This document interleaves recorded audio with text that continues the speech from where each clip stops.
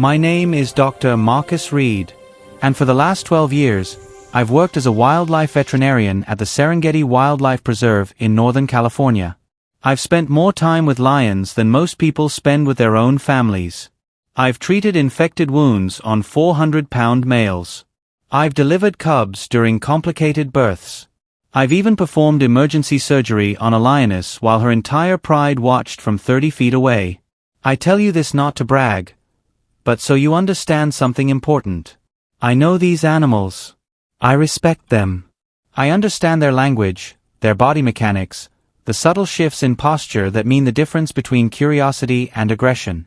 And because of that knowledge, I followed one rule above all others, a rule that's kept me alive for over a decade working with apex predators. Never, and I mean never, approach a distressed cub when the pride is present. It's not a suggestion. It's not a guideline. It's a survival imperative. Because a mother lion protecting her young is one of the most dangerous forces in nature. Add the rest of the pride to that equation, and you're not just risking your life, you're throwing it away.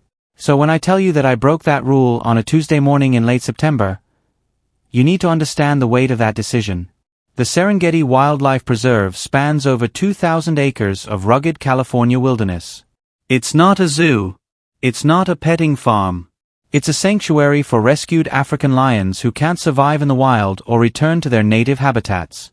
These animals roam in semi-wild conditions across canyons, grasslands, and rocky outcrops that mirror their ancestral home. That particular morning started like any other. I was doing routine health checks on the eastern sector, accompanied by my field assistant, Jake Morrison. The air was crisp, the kind of California fall morning where the sun feels warm but the shadows still hold the night's chill. My radio crackled to life at 9:47 a.m. "Marcus, we have a situation." It was Elena Rodriguez, our lead tracker. Her voice was tight with urgency. "Apollo's in trouble." Apollo. A 3-month-old cub, all golden fur and oversized paws, the youngest member of Zara's pride. "What kind of trouble?" I asked, already moving toward my truck. "He's fallen into the ravine. The deep one, near the northern boundary. We can hear him crying, but he's about 20 feet down. And Marcus." She paused. "The whole pride is circling above. Zara's going ballistic."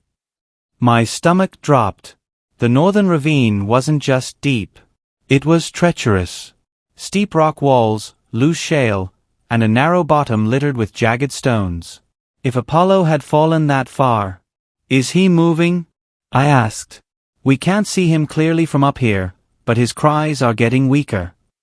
I was already in my truck, Jake scrambling into the passenger seat. "We're 7 minutes out," I told Elena. "Do not approach. Keep everyone back at least 50 yards. "Copy that." The drive to the northern sector felt like it took hours, though my speedometer showed I was pushing 40 miles an hour on terrain that should have been taken at 15.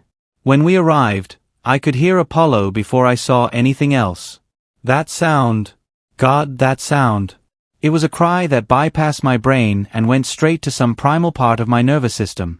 High-pitched, desperate, weakening with each breath. Elena met us at the ravine's edge, binoculars in hand.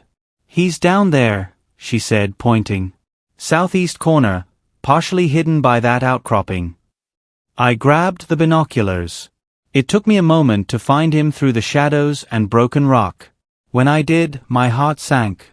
Apollo was lying on his side, one hind leg bent at an unnatural angle. Even from this distance, I could see the dark stain of blood on the rocks beneath him. His tiny chest was heaving with rapid, shallow breaths. Internal injuries.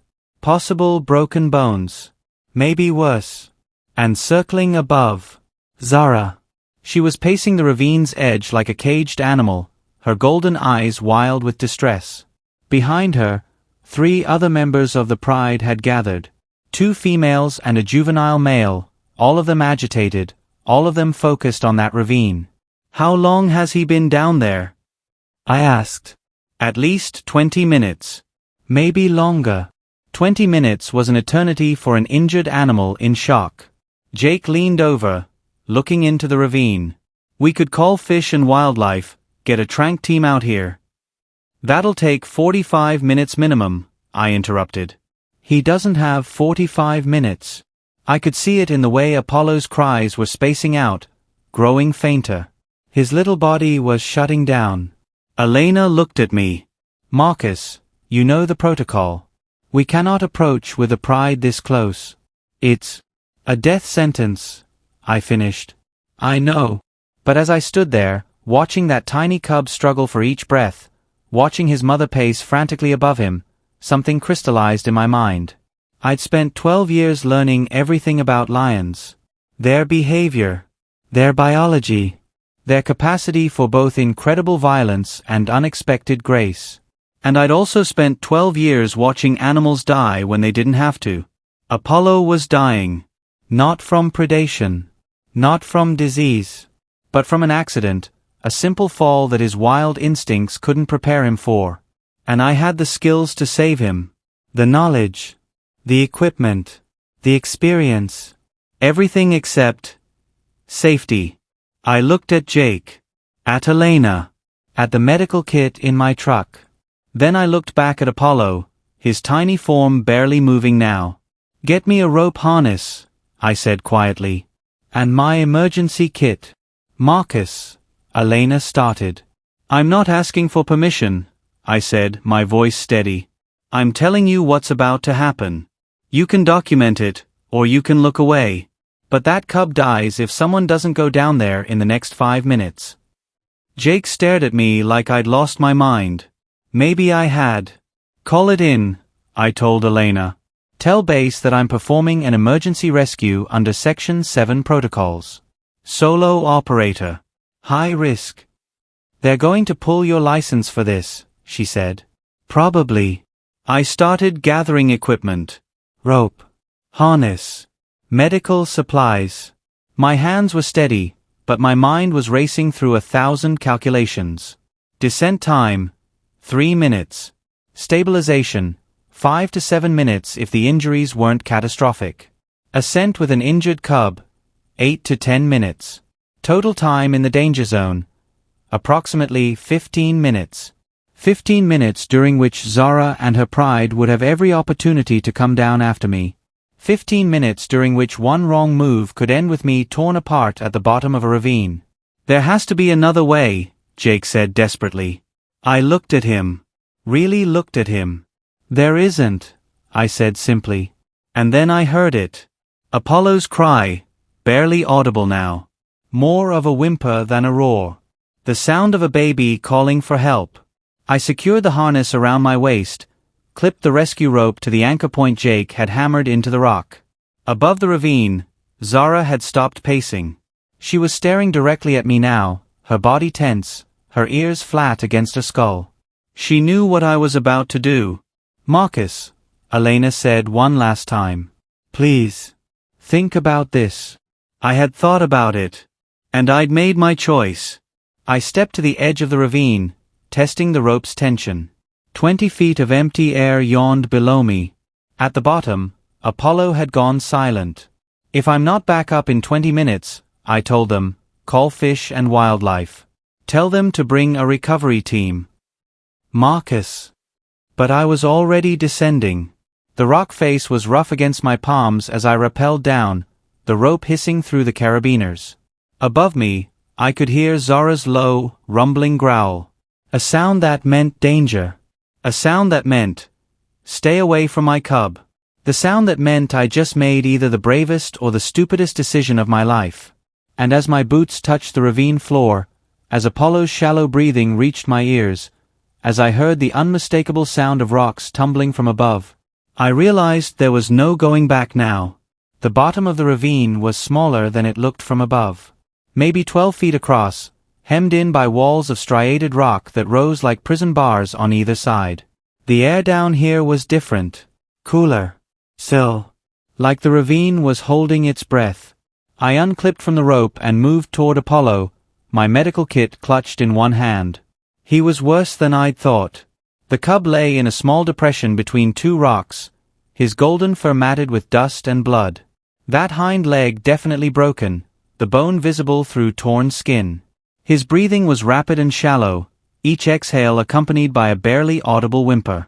"Hey, little man," I whispered, kneeling beside him. "I've got you." Apollo's eyes flickered open. They were clouded with pain and fear, but there was still life in them. Still fight. I did a quick assessment, my hands moving with the muscle memory of 1,000 examinations. Broken femur. Lacerations on the flank. Possible rib fracture on the left side. Pupils responsive but not quite right, suggesting a mild concussion or shock. Bad. But survivable.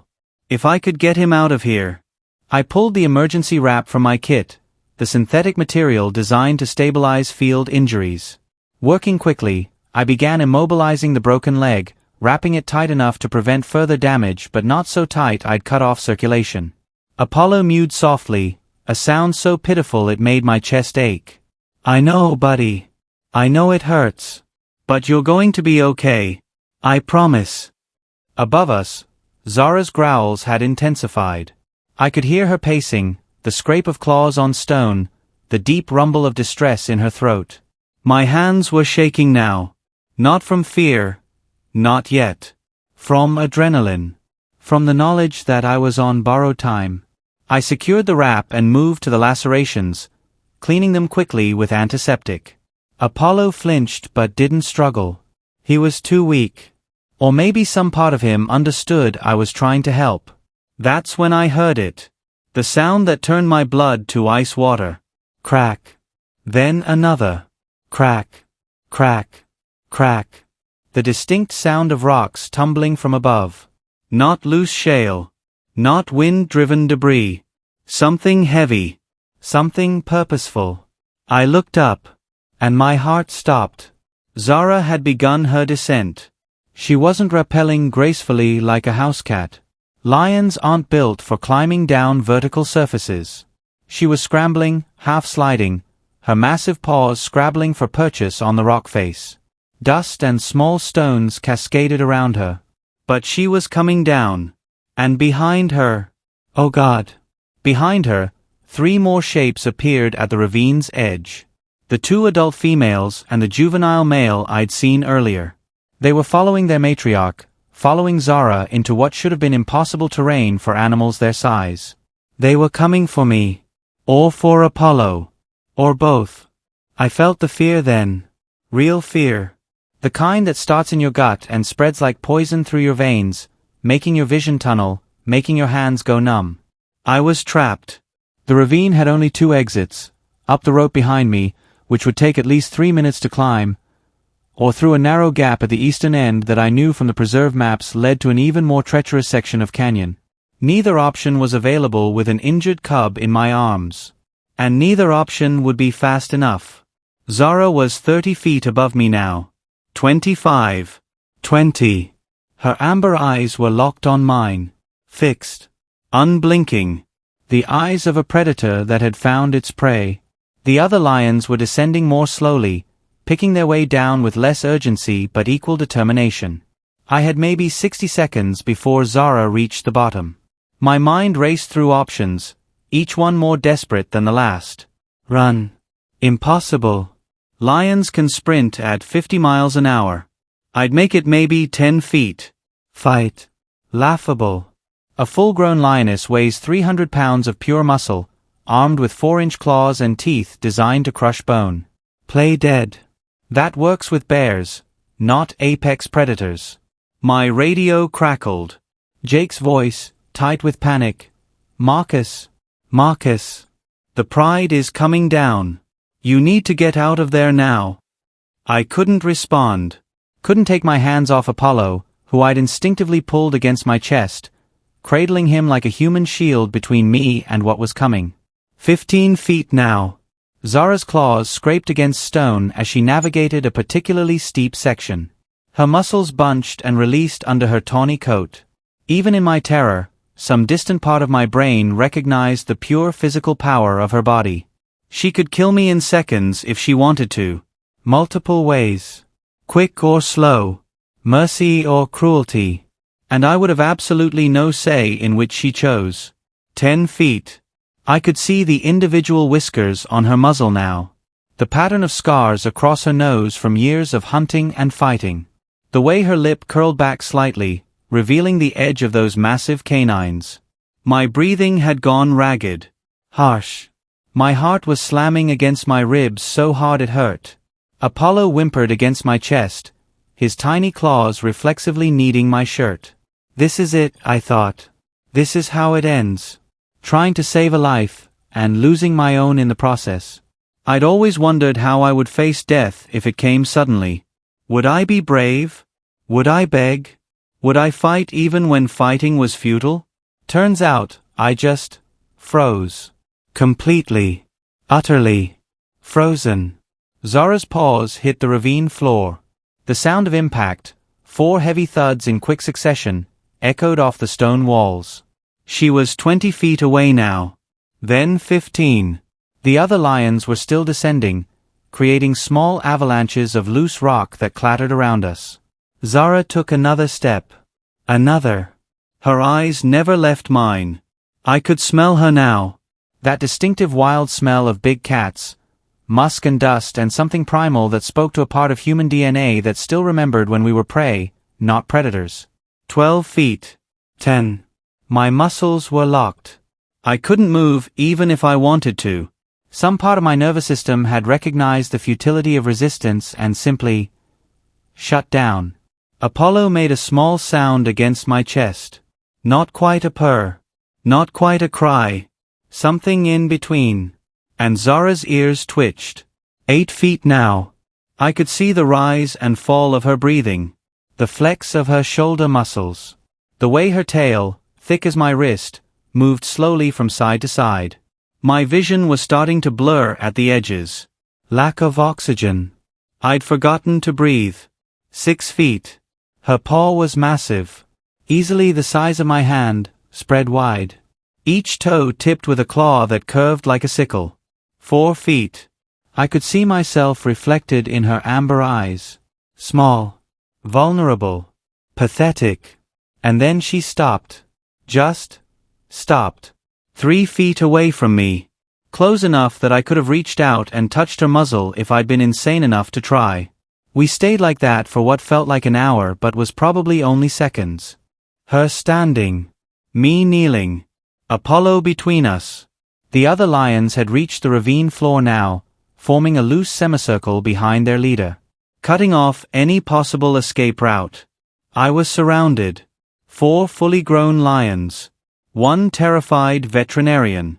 And 1 injured cub whose tiny heartbeat I could feel against my own racing pulse. Zara's nostrils flared. She was scenting us. Analyzing. Deciding. Her lips pulled back further, exposing more of those incredible teeth. This was it. The moment before the attack. I'd seen it hundreds of times in footage, in nature documentaries, in the careful distance of observation. But I'd never seen it from this angle. From the prey's perspective.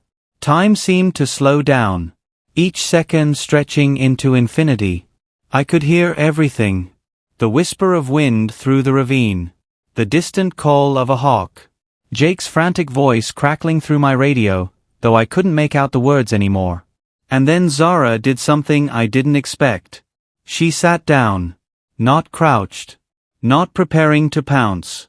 She sat back on her haunches, like a dog waiting for a command. And she just looked at me. Apollo whimpered again, and her ears swiveled forward, toward the sound of her cub. Toward me. I realized something then, in that moment of suspended terror. She wasn't deciding whether to attack. She was deciding whether to trust. My lips were so dry I could barely form words. But somehow, I managed to whisper, "I'm trying to help him." As if she could understand. As if words meant anything in this moment. But maybe tone did. Maybe the quality of sound, the frequency of fear versus compassion, meant something to her. Because Zara's tail stopped moving. Her ears came fully forward. And she took 1 more step toward me. Not aggressive. Not threatening. Slow.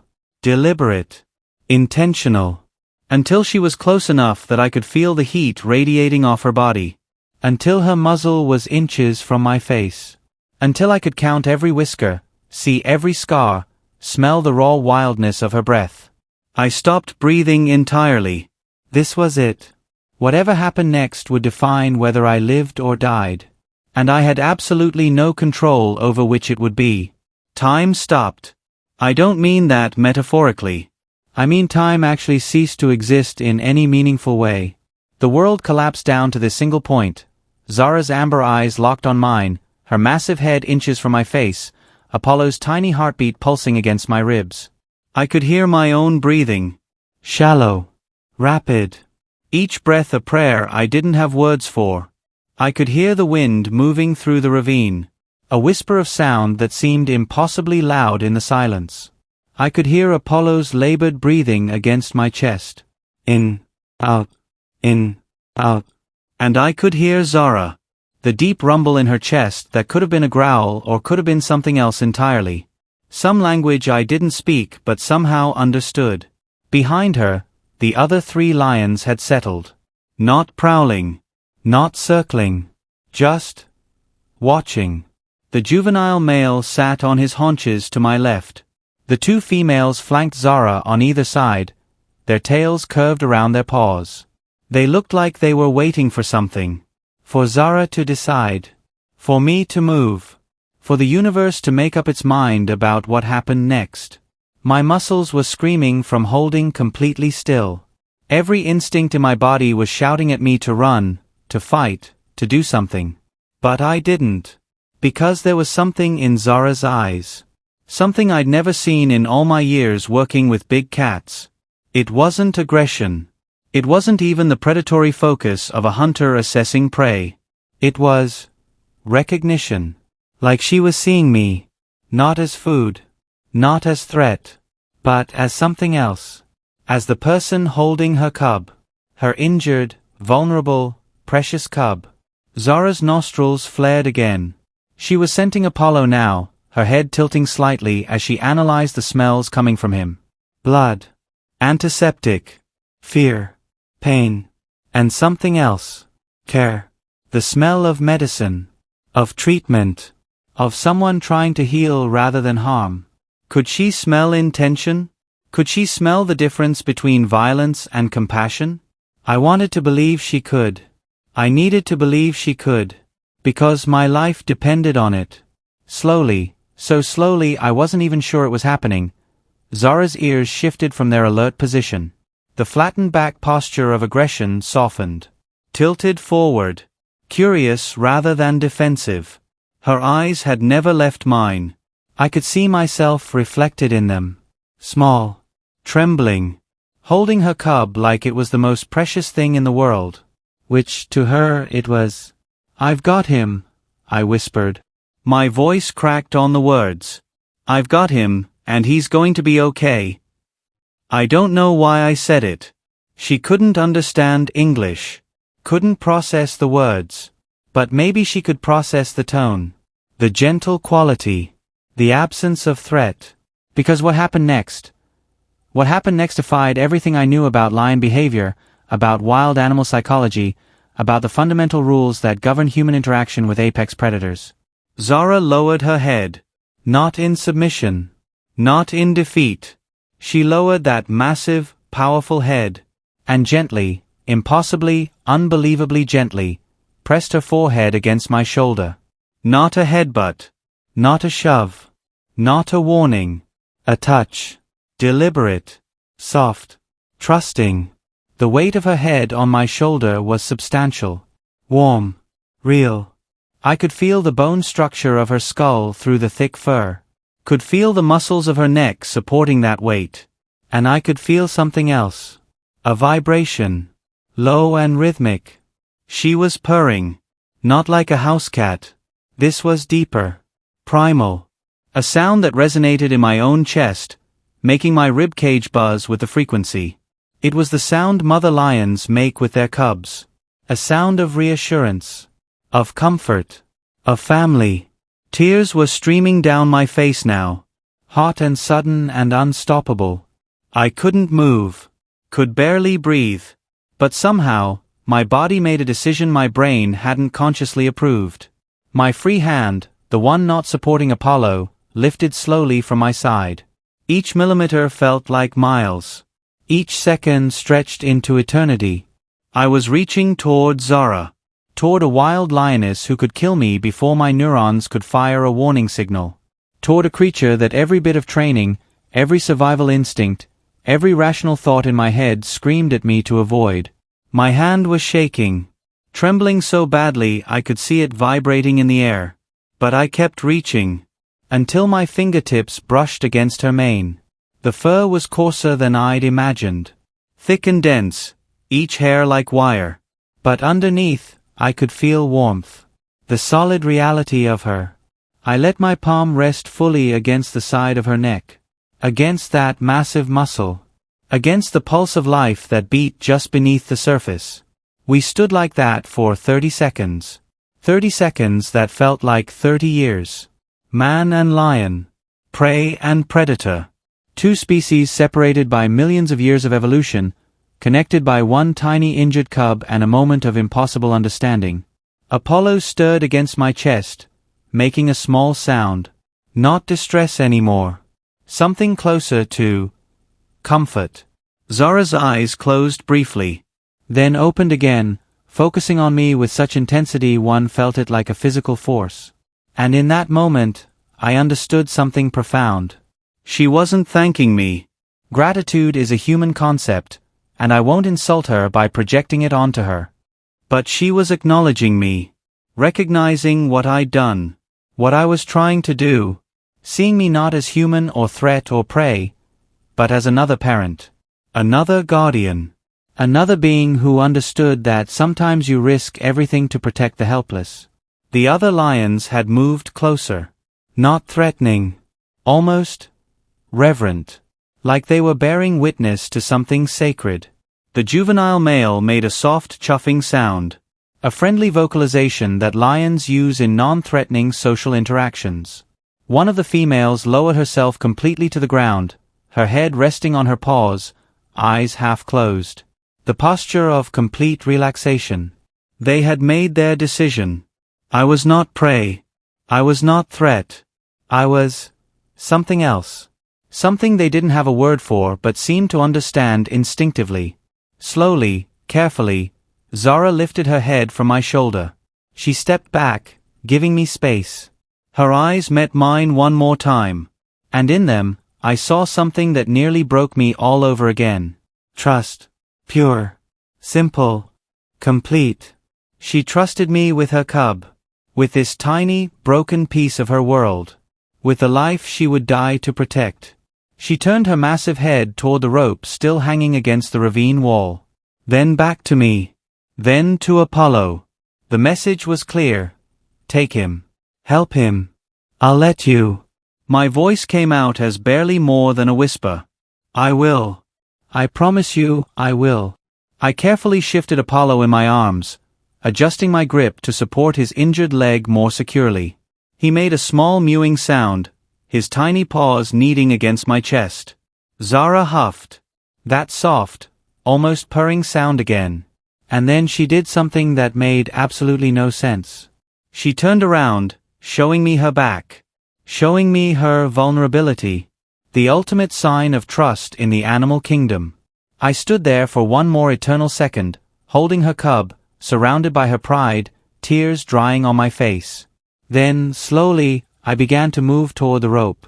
And Zara. Zara and her pride. They walked with me.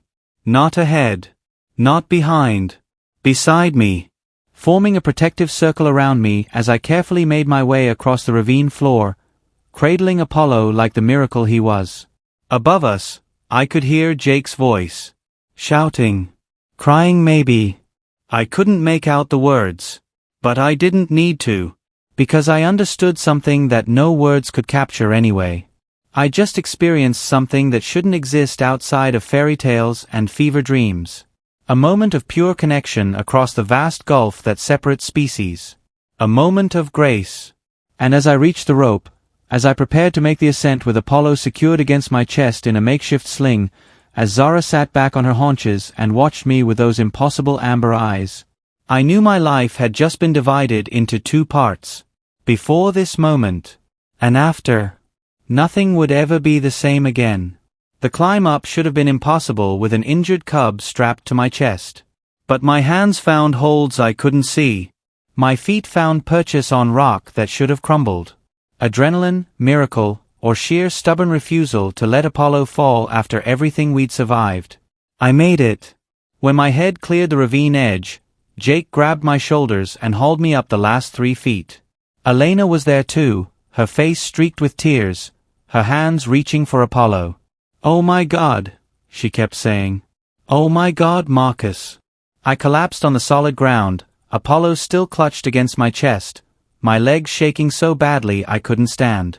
Couldn't even try. Jake crouched beside me. His hands were shaking worse than mine as he checked Apollo's vitals. How are you alive?" he whispered. We watched the whole thing. All 4 of them came down. We all thought. He couldn't finish. I looked back over the edge. Down below, Zara was still sitting where I'd left her. The other lions had gathered around her now, a family unit once again complete. She was looking up at us. At me. At Apollo. And even from 50 feet away, I could see her watching. Waiting. Making sure her cub was okay. "We need to get him to the clinic," I managed to say. My voice sounded like I'd been screaming. Maybe I had. I couldn't remember anymore. Now. Elena had already brought the medical transport vehicle as close to the ravine as the terrain allowed. We moved quickly, my hands performing familiar tasks even while my brain was still trying to process what had just happened. I placed Apollo in the specialized carrier designed for injured wildlife, securing him with gentle straps. He mewed softly, those blue eyes, still clouded with pain but more alert now, tracking my movements. "You're going to be fine, buddy," I told him. "I promise." Before we loaded him into the vehicle, I turned back to the ravine one more time. Zara was still watching. I raised one hand. A gesture of... what? Goodbye. Respect. Gratitude. All of those things and none of them. Just a recognition between 2 beings who had shared something profound. Zara's tail moved. Once. Deliberately. Then she turned away, her pride following, and they disappeared into the shadows at the base of the ravine. The Serengeti Wildlife Preserve Clinic was a state-of-the-art facility with equipment that rivaled most human hospitals. But as I worked on Apollo, cleaning wounds, setting his broken femur, stitching lacerations, my hands wouldn't stop shaking. Jake had to step in twice to steady my grip on the suture needle. "Take a break," he said quietly. "Let me finish." "No." My voice was harsh. Too harsh. I softened it. "No. I need to do this." Because if I stepped away from the familiar rhythm of medical care, I'd have to confront what had happened down in that ravine. And I wasn't ready for that yet. Apollo made it through surgery beautifully. Young animals are resilient in ways that constantly amaze me. We set him up in recovery, monitors tracking his vitals, pain medication flowing steadily through an 4-line. He'd live. He'd heal. And eventually, he'd be strong enough to return to his pride. To Zara. That's when Dr. Wells arrived. He'd been off-site at a board meeting when everything happened, and his face when he walked into the clinic was a mixture of relief, fury, and complete bewilderment. "My office," he said simply. "Now." Elena, Jake, and I sat across from his desk like students called to the principal's office. Which, in a way, we were. Dr. Wells was silent for a long moment, his weathered hands clasped on the desk in front of him. Then, "Someone want to tell me what the hell happened out there?" Elena spoke first, her voice steady despite her red-rimmed eyes. "Marcus violated protocol to rescue an injured cub from the northern ravine. The cub's mother and 3 other Pride members descended into the ravine while Marcus was at the bottom. And then, Dr. Wells looked directly at me. I opened my mouth, closed it. How could I explain something I didn't understand myself? They didn't attack, I finally said. The words felt inadequate. Zara came down, and she let me bring Apollo up. She let you? Dr. Wells's voice was flat. A wild lioness protecting her injured cub. Let you. Yes, sir. Jake. Dr. Wells turned to my assistant. You were on observation. Tell me what you saw. Jake swallowed hard. Sir, I'm not sure you're going to believe me. Try me. Marcus went down into the ravine. We radioed him multiple times to abort, but he'd already reached the cub. Then Zara started descending, followed by 3 other Pride members. We thought. His voice cracked. We thought we were about to witness Marcus's death. But Zara approached him, and she didn't attack. She touched him, put her forehead against his shoulder, and then they just stood there. All 4 lions just sat there while Marcus treated Apollo. Then they escorted him back to the rope. They walked beside him like he was one of them, Elena finished quietly. The room fell silent. Dr. Wells leaned back in his chair, his fingers steepled under his chin. His expression was unreadable. You have footage? He asked finally. Elena pulled out her phone. The whole thing. 3 different angles. I was recording. Jake was recording. And the automatic security cameras on the ravine observation point were running. We spent the next 20 minutes watching the footage. Watching me descend. Watching Zara follow. Watching that impossible moment of connection captured in digital clarity. When it finished, Dr. Wells was quiet for a long time. This doesn't make sense, he finally said. But his tone wasn't angry anymore. It was odd. This violates everything we know about lion territorial behavior, about maternal protective instincts, about... I know, I interrupted softly. I was there, and I still don't believe it happened. Dr. Wells looked at me. Really looked at me.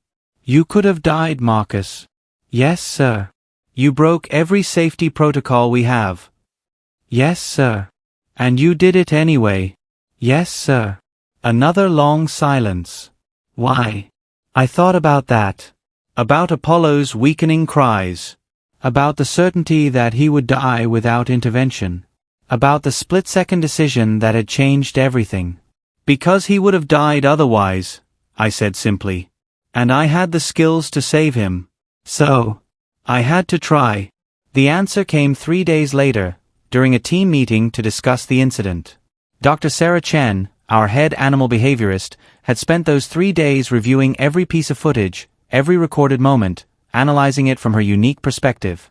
She stood at the front of the conference room, her laptop connected to the projector, and showed us something I hadn't known.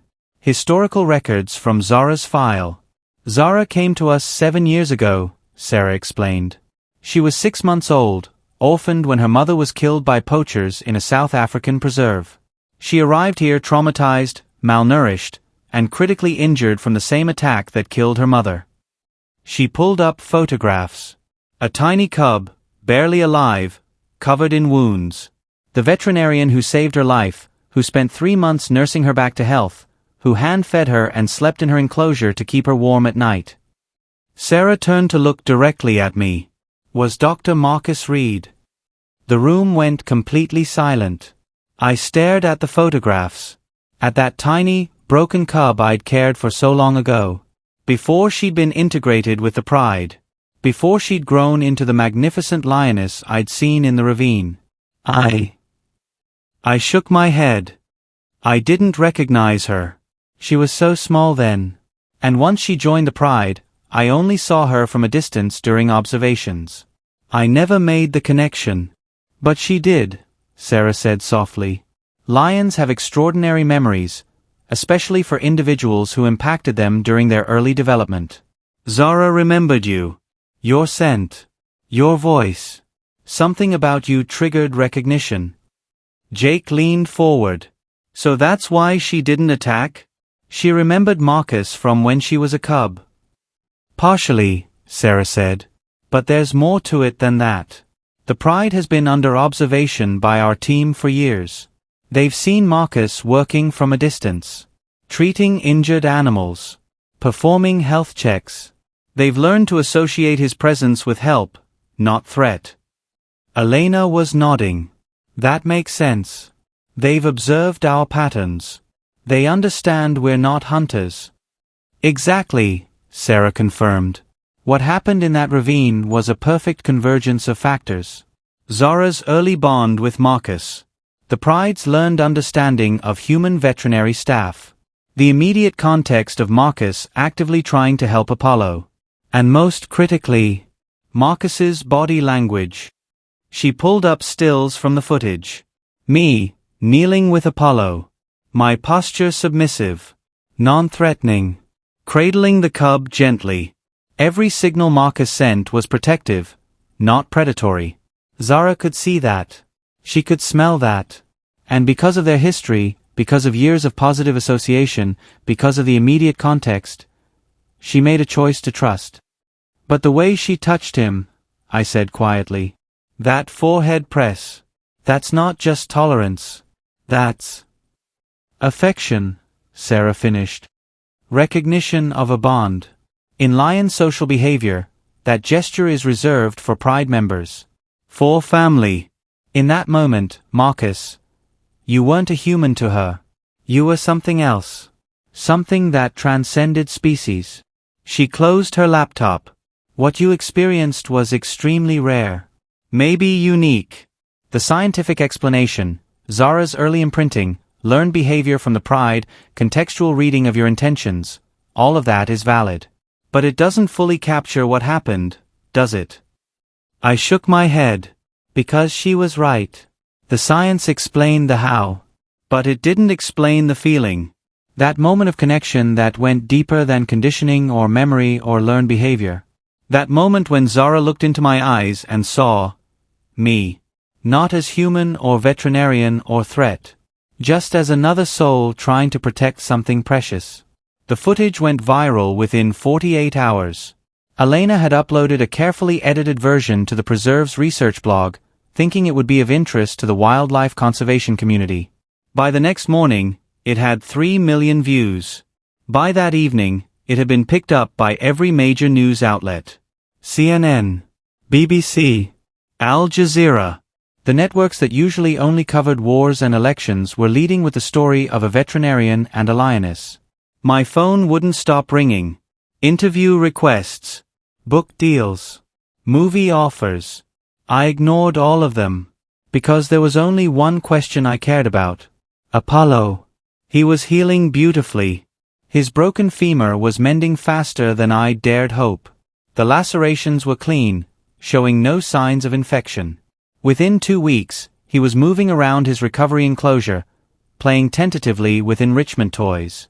Within a month, he was strong enough for short excursions into the larger adolescent habitat. And during all of that time, every single day, I visited him. Sometimes I'd just sit outside his enclosure, watching him play, watching him grow stronger, watching that tiny broken cub transform back into a healthy young lion. And sometimes, when the media frenzy got too loud, when the questions became too invasive, when people wanted me to explain something that lived beyond explanation, I'd think about Zara, about her trust, her choice, her impossible grace. And I'd understand once again that some things can't be analyzed or categorized or reduced to data points. Some things just are. Miracles by another name. 3 years later, the media storm had long since faded. The interviews had stopped. The footage still circulated online, popping up in unbelievable animal encounters compilations, but the viral fever had passed. Life at the Serengeti Wildlife Preserve had returned to something resembling normal. Except nothing was normal anymore. Not really. The preserve had received unprecedented support after the incident. Donations flooded in from around the world. Grants from conservation organizations. Funding for expanded facilities. The board was able to purchase an additional 500 acres of adjacent land, creating more space for the lions to roam. We'd rescued 14 more big cats since that day in the ravine. Every single one had a chance at life because of the resources that poured in after the world watched a lioness choose trust over violence. Apollo had been successfully reintegrated into Zara's pride 18 months after his accident. The process had been gradual, careful, monitored every step of the way. But he'd made it. He was home. Where he belonged. And me?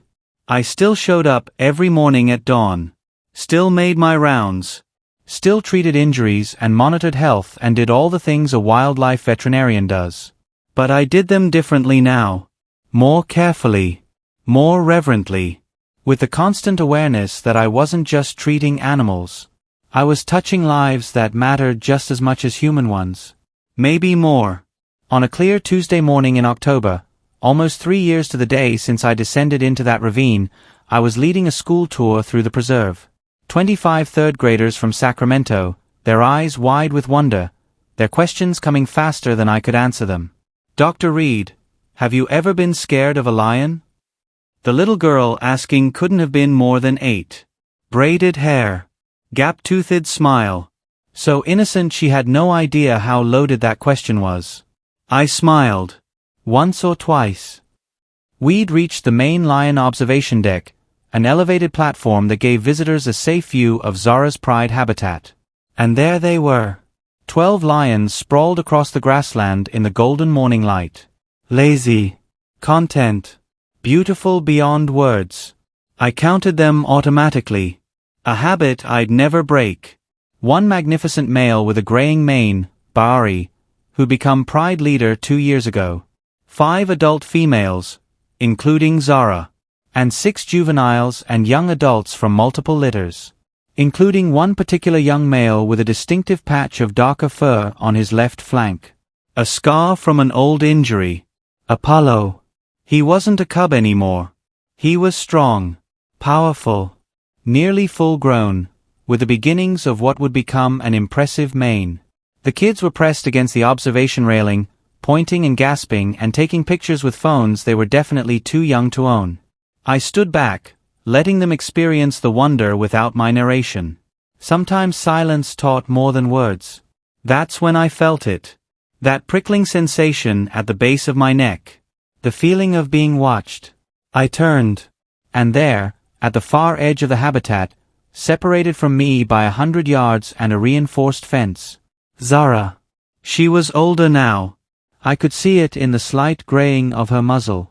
The way she moved with more deliberation than the younger lions. The scars that marked her as a survivor. But her eyes, those amber eyes, were exactly the same. And they were locked on mine. The noise of the children faded. The rustle of wind. The distant calls of other animals. Everything went quiet. It was just her and me again, connected across time and space and the vast gulf that separated our worlds. I didn't move. Didn't speak. Just acknowledged her. Zara held my gaze for a long moment. Then, deliberately, she rose to her feet. The kids noticed. Their chatter died down. "Why is that lion standing up?" one of them whispered. "She's looking at Dr. Reed," another answered. Zara walked forward. Not charging. Just walking. Purposeful. Direct. She came to the edge of the habitat, as close to the fence as she could get while maintaining the distance that safety required. And then she roared. Not an aggressive roar. Not a hunting call. Not a warning. A single, resonant, deliberate vocalization that echoed across the preserve and seemed to shake the air itself. The sound went through me like electricity. I felt tears prickling at my eyes. Ridiculous. I was a grown man. A professional. Standing in front of 25 children who definitely didn't need to see their tour guide crying. But I couldn't help it. Because that roar wasn't random. It was a greeting. An acknowledgement. A reminder. I remember. Do you? Whoa, one of the kids breathed. Why did she do that? How could I explain? How could I tell them that 3 years ago, I'd held Zara's cub in my arms at the bottom of a ravine? That she'd trusted me with the most precious thing in her world? That for 30 impossible seconds, we'd been connected in a way that transcended species? How could I explain magic to people who'd been taught that the world ran on logic and rules? "She's saying hello," I finally managed to say. My voice sounded rough. She's reminding me of something important. What? The little girl with braids looked up at me with those wide, curious eyes. I looked back at Zara. At Apollo, who'd noticed his mother's roar and had risen to join her. At the rest of the pride, now alert and watching our interaction with interest. At this family that had taught me the most important lesson of my life. She's reminding me, I said slowly, that we're all connected. Every living thing. We think we're so different from animals like her. We build cities and create technology and tell ourselves we're above nature. But we're not. I knelt down so I was at the kids' level. We're part of the same story. The same beautiful, complicated, miraculous story. And when we act with compassion, when we risk something to help another creature, we're not just saving them. I looked back at Zara one more time. She was still watching. We're remembering who we really are. The kids were quiet. Maybe they didn't fully understand. Maybe they wouldn't until they were older, until they'd experienced their own moments of connection with the wild world. But I could see it in some of their faces. That spark. That glimmer of understanding. As we moved on to the next part of the tour, I glanced back one final time. Zara had returned to her pride. Apollo was beside her now, nuzzling against her shoulder in that affectionate way young lions have with their mothers. And as I watched, Apollo raised his head and looked directly at me. There was no recognition in his gaze. He'd been so young when I'd saved him. Too young to remember. But he was healthy. Strong. Alive. And that was enough. That was everything. Later that evening, after the tour groups had gone and the preserve had settled into its nighttime rhythm, I drove out to the northern ravine one last time. I stood at the edge, looking down into the shadows 20 feet below. This was where it had happened. Where everything changed. The ravine looked smaller now. Less terrifying. Just rocks and earth and empty air. But I could still feel it. That echo of something profound. Something that refused to be dismissed or explained away, no matter how much science I threw at it. My phone buzzed. A text from Dr. Wells. New rescue coming in tomorrow. 3-month-old cub. Broken leg. Thought you'd want to take lead on this one. I smiled. Absolutely. See you at dawn. Because that's what we do. We show up. We help. We try to heal the broken things in a world that's very good at breaking them. And sometimes, if we're very lucky, we connect with something wild and beautiful and ancient. Something that reminds us that we're not just observers of nature. We're participants. We're family. We're all part of the same pride. I took one last look at the ravine. At the rope anchor still embedded in the rock. At the spot where Zara had pressed her forehead against my shoulder and changed everything I thought I knew about the boundaries between species. Then I turned back toward my truck. Toward the clinic where another injured cub would need care tomorrow. Toward a life of service that had started long before that day in the ravine, but had been transformed by it. And as I drove away, I could have sworn I heard it. A roar. Distant but unmistakable. Zara, saying goodnight. Or maybe just saying, thank you. I remember. I'll always remember. And in the darkness of that California night, surrounded by the sounds of wild things living their wild lives, I whispered back, me too. Me too.